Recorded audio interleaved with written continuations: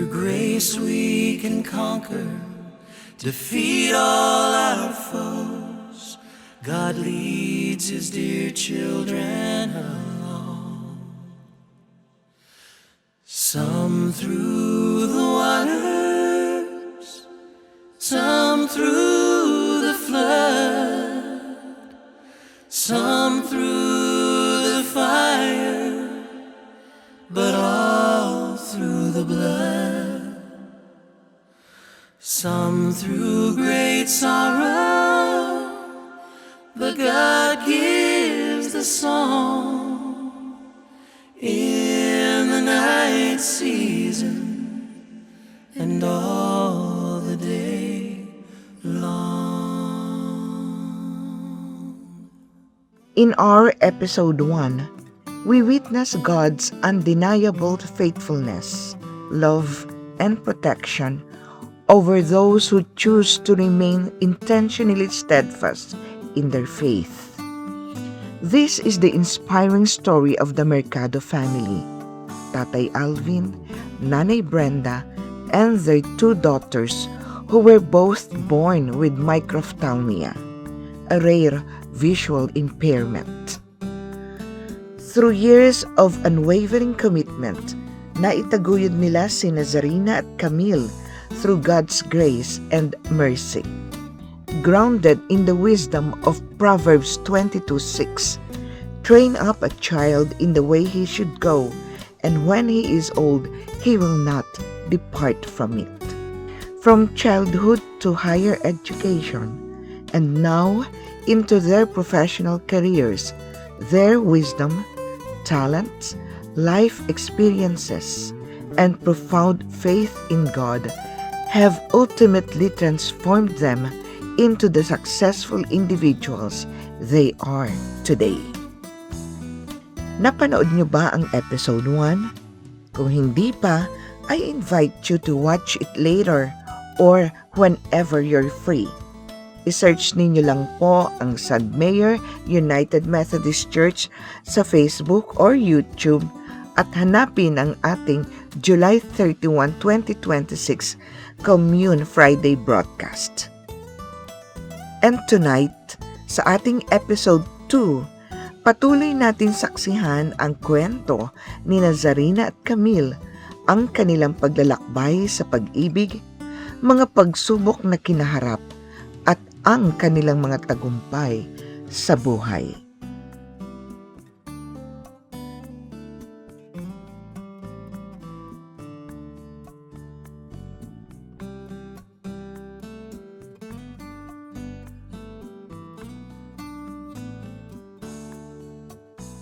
Camille, ano ito, parang sabihin na natin, has there been a time in your sa buhay mo na in love ka, na nagkaroon ka ng kaon, sabay gano'n, o boyfriend, sabay gano'n, nakikiuso Kung gaano po kakulay yung relationships ni ate, ay wala pa po ako dyan sa level na yan. Oh, Actually, na-experience ko naman po na to be courted by someone, ganun. Pero parang hindi pa po ako pinakausap ni Lord na dumating sa point na magkaroon ng relationship. Pero yun, na-try ko naman po before na mag-entertain ng mga tao na nagpapakita ng intention. Pero wala pa po ako sa point na yun. oh. So, Hindi ka kaya kinikilig pa lang po natakot? ako muna sa kanila. Minsan po kapag nakakapanood po ko ng mga stories ng mga kinakasal or kasi 28 years old naman na po ako. So, may mga pagkakataon na kapag nakakarinig po ko ng mga successful relationships tapos or kinakasal sila, meron po ako deep within my heart na sabi ko, Lord, may experience ko rin po ba yung ganong kind ng love? So, nandun na po ako sa point na ganon, pero ayoko pong i-rush yung mga bagay. Kung magkakaroon po siya at talagang dadating po siya, nandun na po ako siguro sa level of maturity na ganon na kasi pag na-amaze po ako sa, actually, hindi po naging reason or naging cause ng parang takot ko sa relationship, yung mga naging relationship si ate. Kasi actually, yun pa nga po yung mas nag-i-inspire sa akin. Kasi siya ang dami-dami niyang pinagdaanan, pero nag-end up pa rin po siya talaga sa mga Yeah. dinesign ni Lord na kung ikukumpara mo yung past long relationships niya, talagang matagal. Pero yung sa kanila po ni Kuya Joey, mas mabilis than the usual. Pero sila po talaga yung dinesign Lord para sa isa't isa. Kaya yun po yung nagiging inspiration ko na merong tao talaga na kahit sa papanong paraan, kung yun yung Pinakalaan. ibibigay, kung yun yung ibibigay at yun yung ilalaan. Siguro po mga crush lang, ganun. Pero yung in love, wala pa po ako sa ganung state. Bata ka pa naman. So, ganun. So, Pero ano Sarina, na you po are ako, 13. boyfriend, kumbaga parang part, Ah. yung na siya, nasa age na siya na meron ng relationship, ganun. Sarina, you are 31 years old. Tama ba? Opo. Si Joey is... Mga ano po kami, 9 or 10 years apart. Mm. Older po siya sa akin. Oh, okay. Hindi ba masyado overprotective pag ganyan ang gap? Mas matanda sa yung lalaki. Di naman po, pero may mga time na minsan pag nagkakaanuhan ng loob, hindi, mas matanda ako sa'yo. Dito na. Sabay, ganun. Ikaw Pero dapat tanda. okay. Pero okay naman po, kasi at least, yung mga experience sa life ay talagang valid.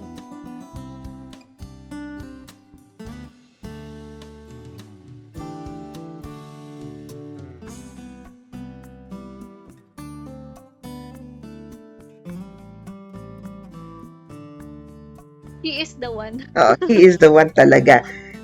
Siya yung design sa iyo ng Panginoon.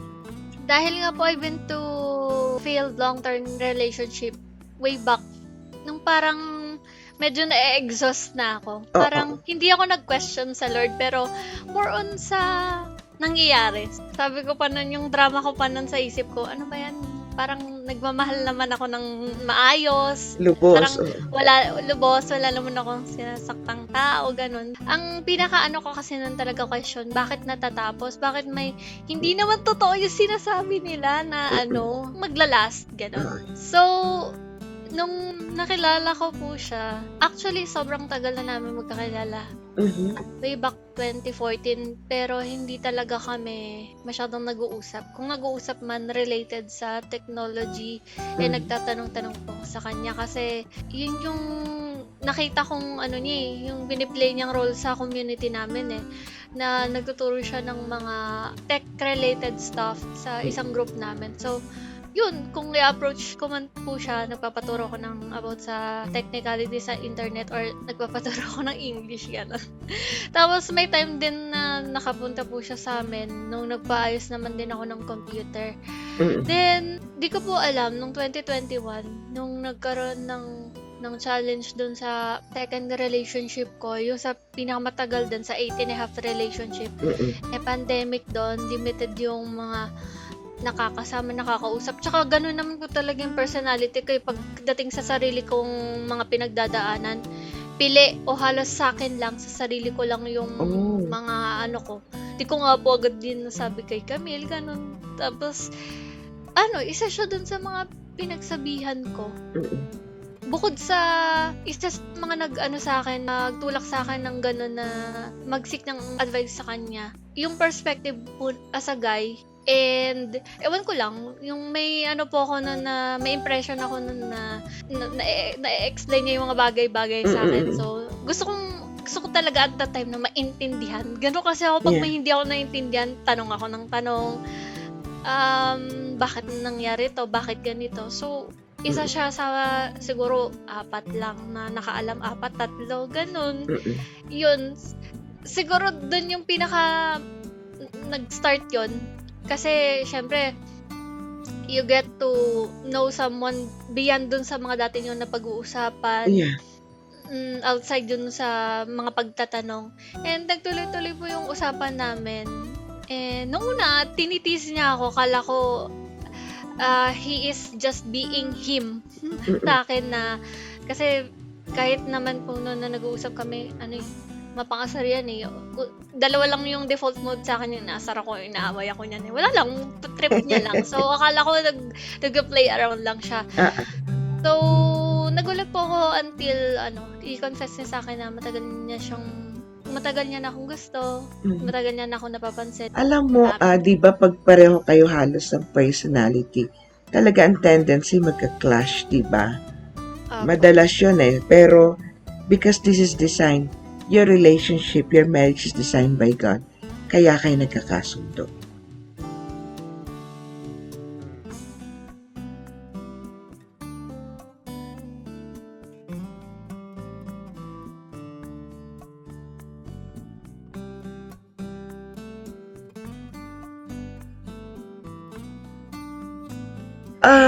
May nakita ka bang pagbabago kay Joey? Bilang as a friend and now as a husband? Kasi di ba usually may kasabihan, the guy would always put their best foot forward in courtship. Pero in marriage, ano ang napansin mo? May pagbabago ba or what? Pagbabago po in positive level or manner. Kasi what's good thing about us po, kahit nung sa courtship time pa lang, nag-meet ang dalawang masyadong straightforward, honest, and authentic. So, kung medyo, yun nga yung nag-lead sa akin na isipin na, baka hindi talaga kami para sa isa't isa. Kasi may time na parang hindi mo maiisip na good kami as a lover. Magkiklik, opo, ganun. May mga dissimilarities talaga na major. Pero, nung mas lumalim tsaka nakilala namin isa't isa, dun na nag-sink in sa amin na, ay hindi, kailangan mo lang pala talagang makabisado, malaman yung ng isa't isa, ganyan, in and outs.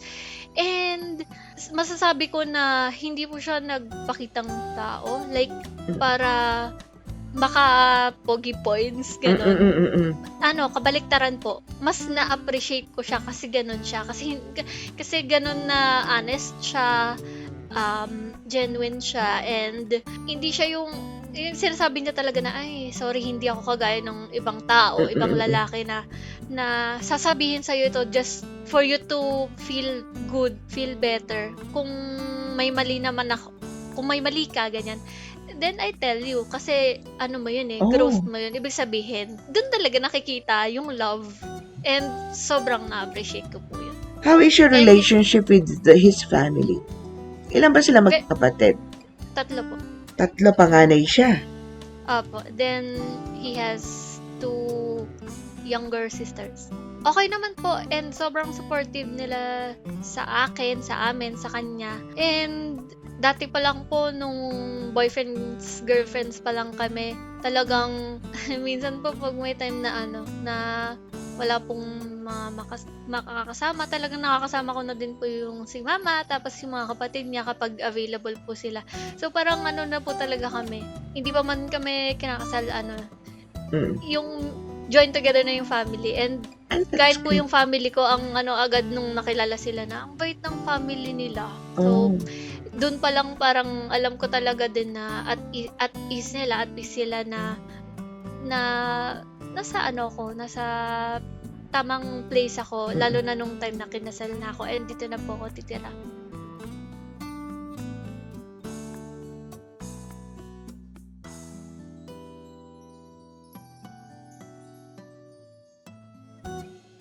More of yung concern na kayo nga ay mabuli, more of yung matuksuhin kayo, di ba? Opo. Kayo ang laging bibiruin, laging, di bali sana kung salita lang, di ba? Merong mga sutil na talaga minsan, physical ang gagawin sa inyo, di po ba? Sa magulang din talaga kasi syempre pag nabully, iba yung mararamdaman nila. Kumbaga, kung ikaw as anak nasasaktan ka, syempre mas sa kanila yun. Kasi hindi lang sa inyo sinasabi. Opo, hindi sila gano'n na bine-verbalize nila. Pero nararamdaman po namin na syempre maapektuhan sila as parents. Growing up, yung naging challenge ko po yung pag-bloom ng sarili ko kasi hindi man po obvious, pero dumaan din naman ako sa time na naging mahiyain ako and tahimik, and hindi, kung ano ko ngayon, opposite naman before.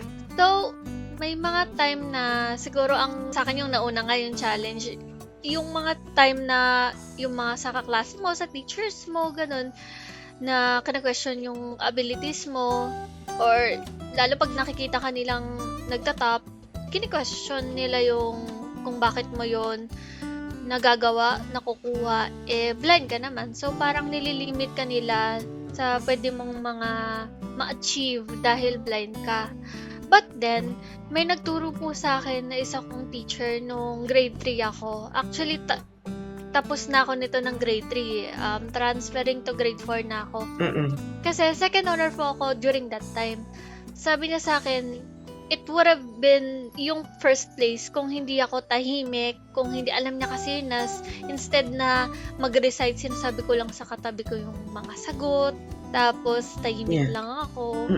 So, parang sinabi niya sa akin na ganito yung nakikita niya sa akin yung potential.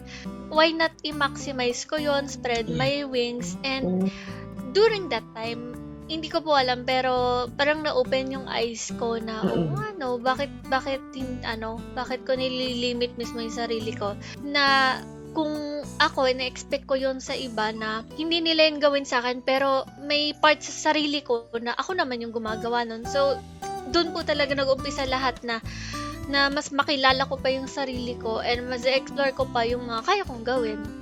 Pero nangyari na ba sa inyo ng time na yon na mabully na kayo? Sa time ko po, more on sa teachers, like, kasi dalawa lang kaming nakapasa sa isang subject, math yata po yun, o science. Pero, dahil medyo, nag-start na akong, di ko nga alam kung saan ko hinugot yung lakas ng loob ko, para challenge ko po yung teacher ko. Sige po, i-test nyo po ako. Kumbaga, siya yung teacher ko yung magbigay ng test sa akin para malaman niya kung nandadaya ba talaga ako o kung ano man. Talaga? Oh. Pero, opo, luckily and blessing naman po na yun. Siyempre, nakita niya na alam ko naman talaga yung sinasagot ko, yung ginagawa ko. So, deserve ko yung score ko na pinagdudahan niya nung una. And sa mga classmate naman po, minimal bullying, like sasabihin, bata, hindi ka dito sa section na to, iba kami, wala na yung mga kasama mo, yung mga ganun lang yung ginagawa nila, like minsan iniiwan ka nila or sinasabi nila na hindi ka na nila kaklase, pero sila pa rin naman yan, kaya natatawa lang ako sa kanila kasi kilala ko naman sila, alam ko naman yung boses nila, tsaka being nakakakita pa nga ako during that time, pumupunta na lang ako sa mga taong mas mag-guide sa akin, tsaka hindi ako inaasar, tsaka hindi ako binubuli. So, medyo kaya ko po yung sarili ko during that time. Siguro yun talaga yung naging effect sa akin din nung eye-opener moment na yun, na medyo kailangan lang talagang ma-unleash yung strength na meron ako within. So, yun, thankfully, na-develop ko yun at a very young age.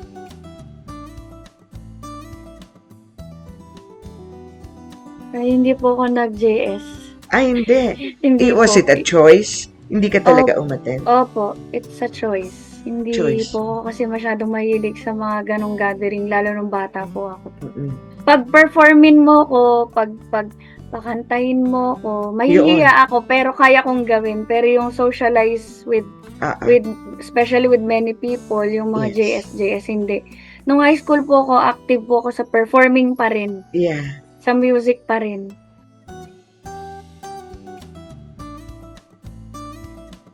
Kabaligtaran naman po nun, syempre hindi naman po natin maiiwasan na may mga challenges din. Ako, on my part po, sakitin po kasi ako ng bata ko, kahit na active kami sa sports, ganyan. Sakitin po, lagi po ko nasa hospital. So, in terms of physical strength, medyo mahina po kasi yung katawan ko. So, ang pinaka may sakit po ako nagkasakit po ako sa lungs. Tapos yun, lagi po ako nasa hospital. And nung grade 4 po ako, 10 years old, yung last ko po na laban sa Olympics, which is yun po yung naging reason kung bakit din in-advise ng mga teachers ko si mami na ipacheck mo kaya siya sa doktor kasi baka something's wrong. Nadapa po kasi ako nung during the time na tumatakbo ako. Olympic player nga po ako. So, napansin po nila kagad yun, napansin po nung isa kong teacher, nung sped teacher namin. So, nirecommend or in-advise niya po sila mami na ipacheck ako. Then, nalaman po dun sa ortho na may problem po pala with my knees and kailangan po siyang operahan. Tapos, nalaman po yun na problem po siya sa ligaments na same dun po sa aking eye condition, congenital din daw po pala. So, yung paglalaro ko po ng sports, actually, medyo naka-trigger po siya. Hindi naman po namin alam na may ganun po pala akong condition. Kasi nga maluluwag po yung mga joints and ligaments ko. Yung ang mga laro ko po nun, mga softball, mga running, Grabe mga ka, ganun. ha? So, opo, very sporty po. Kaya, medyo na-trigger niya po yung palang aking condition na yun. Kaya, na-dislocate po yung kneecap ko. Kaya naoperahan po ako. Tapos yun, nagsunod-sunod na po doon. Ano yan, right or left? Right po, right. Right. Pero yung Kasi left mo, nadadapa na it's po okay naman. Okay naman po. Grabe ka, yung pa talagang pinili mong sports, ha? Opo, kasi hindi po aware yung parents ko nun. So, nakita nila na very, yung, lagi ako nananalo nga po sa ganun nun eh. Kaya natuwa sila, sinuportahan po nila. Hindi naman nga po nila alam na may ganun pala akong condition. At until, yun na nga po, nagpakita na siya ng signs.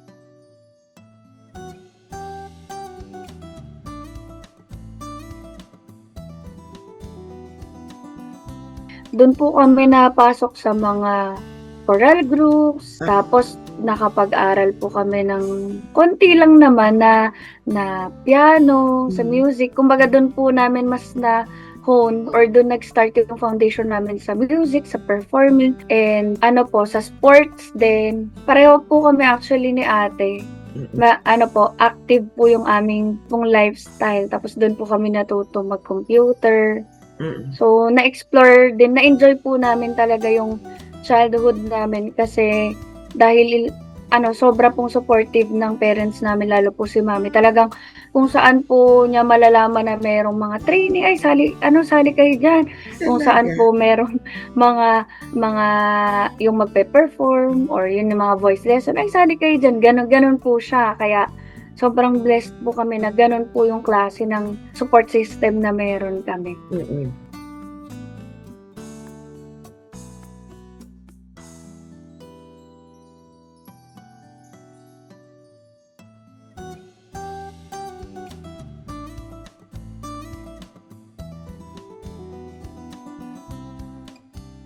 Siguro po, learn to meet people where they are. Kasi, iba-iba po talaga yung bawat pinagdadaanan natin, yung disability na meron tayo in one way another. Pwedeng obvious yan, pwedeng acquired, pwedeng basta sa kung saan man pong aspeto. And, hindi lang yung kung ano yung i-expect natin mula sa mga tao na yon. Siyempre po, everyone has a story to tell.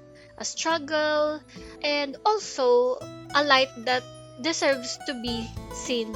So, kapag po inumpisahan natin to spread love without labels, that's when true inclusion begins. Ang gusto ko lang po talagang sabihin ay i-extend natin yung love towards another before yung judgment, yung inclusion na ini-aim ng bawat isa sa atin. Yung love na yun, sobrang powerful na doon mag-uumpisa lahat. Ako naman po, palagi ko pong sinasabi na yung bawat creation ni Lord ay unique and blessing sa bawat isa.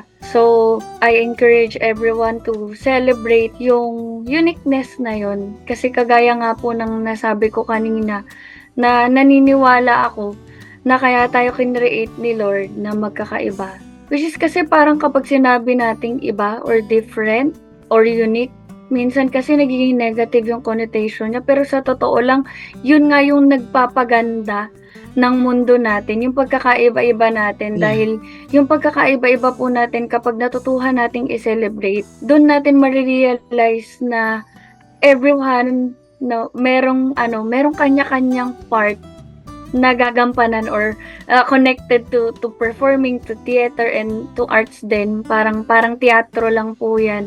Ang kaibahan lang, totoo siyang nangyayari sa buhay natin, pero lahat ng tao may kanya-kanyang role to portray. At hindi mabubuo yung isang kwento na yun or yung isang palabas na yun kung wala yung bawat isa na yun. Kaya let's continue to celebrate life, to celebrate love, to celebrate the uniqueness of every people na makakasama natin, kasi lahat yun blessing.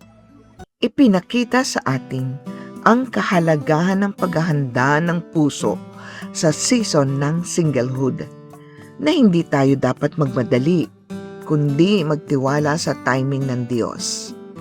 Sa kanyang takdang panahon, darating ang tamang tao para sa marriage at commitment.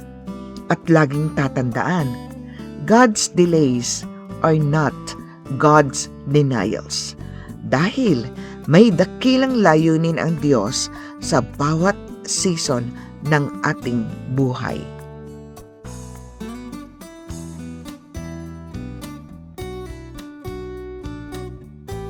Naway nag-iwan ng malalim na inspirasyon sa inyong puso ang episode 2.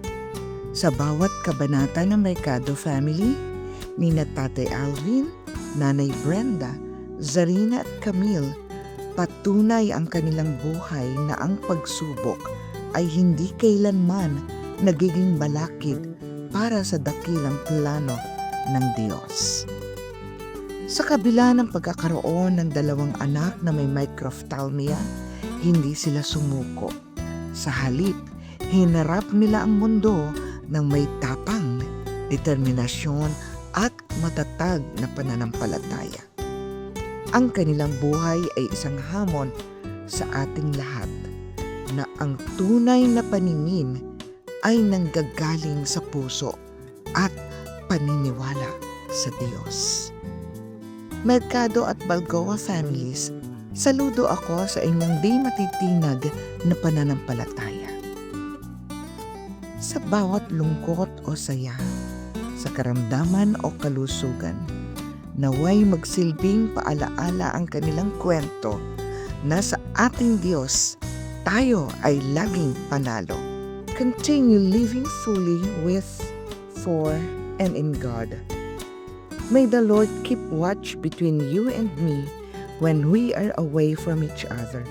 Soli Deo Gloria, glory to God alone.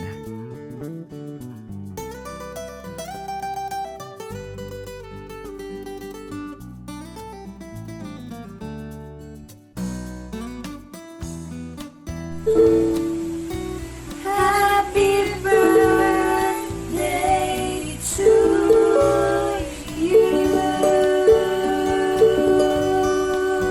Punta tayo titigan. Happy birthday! Happy birthday!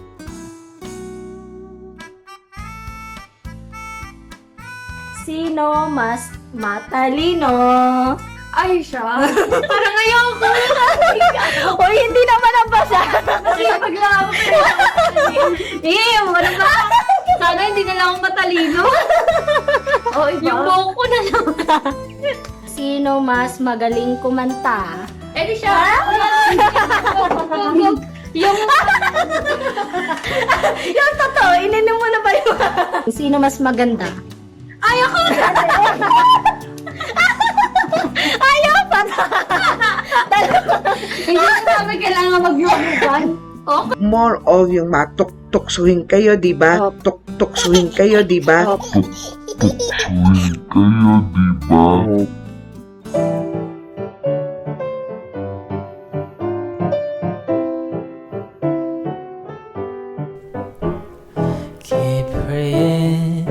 Keep praying, God is listening. Keep praying, God just listening.